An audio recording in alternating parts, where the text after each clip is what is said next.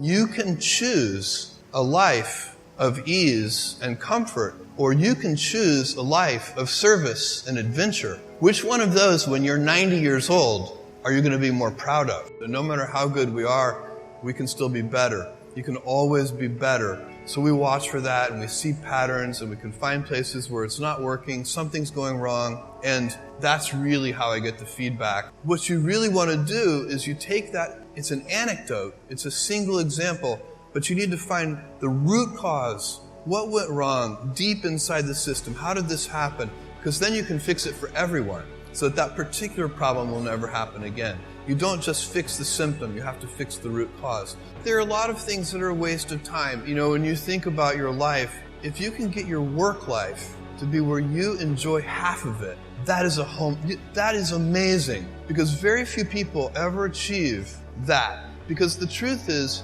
everything comes with overhead. Everything comes with pieces that you don't like. You should have the least stress. Why don't you delegate the stress? It's your choice. So you have to figure out how to set up your life in such a way that you can minimize the things.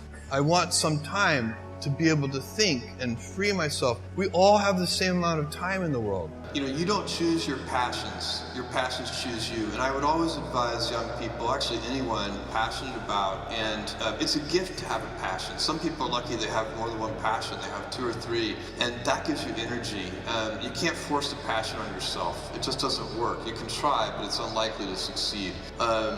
Take pride in your choices, not your gifts. This is something that I think is super important for young people to understand, and for parents to preach to young people. It's really easy for a talented young person. What you can be proud of is your choices. How did you decide to use your gifts? Did you study hard? Did you work hard? Did you practice? The people who really excel combine gifts and hard work. And the hard work part is a choice. You get to decide that. And that is something, when you're looking back on your life, you'll be very proud of. Is there some way that I can practice being right a lot? And you're not going to be right all the time, but I do think with practice, you can be right more often. And I've observed people who are right a lot, and I notice a few things about them. The first is that people who are right a lot, they listen a lot. Well, I think one of the things that you want is for kids, when they come to a museum like this, to be inspired by what's come before, to see what's possible, and to see how individuals and companies invent pieces of the future and what that really means for our lives, and is inspired by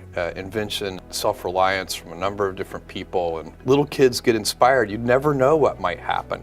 It's a big deal, and everything about our society gets better over time. I really do believe that. I'm an optimist. Myth of the good old days is usually just that, a myth. There's so many things that are getting better, and a lot of that is powered by invention. Many kids and many grown-ups do figure out over time what their passions are. I don't think it's that hard. I think what happens though sometimes is that we let our intellectual selves overrule those passions.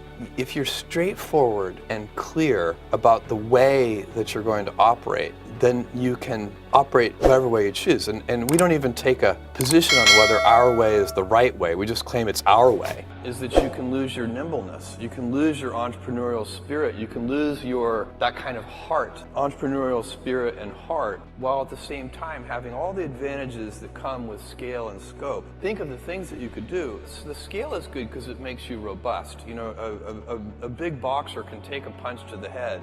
You make a decision, it's the wrong decision, you can just back through the door and try again. Reversible decisions start to be made with heavyweight processes.